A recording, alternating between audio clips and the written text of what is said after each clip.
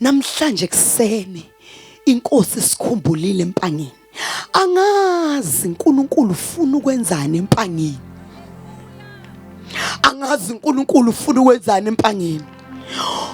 Ngithe uNkulunkulu uma ngabe usabiza abesifazane noma ngabe omunye kuyofanele simndizise kuyondiza ayizoma la. Ngathi uNkulunkulu igolide nesilive lakho akekho ongeke afike masuthe akafike. Noma ngabe ufika uphuma kuphi uma usumkhombile ukuthi ame kule ntaba uzoma.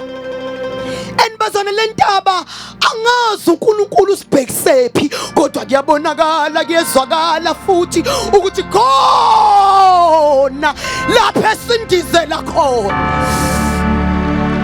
Angazi noma uyakholwa yini lokho kodwa ngicela ukholwe kukhona lapha esiyakhona.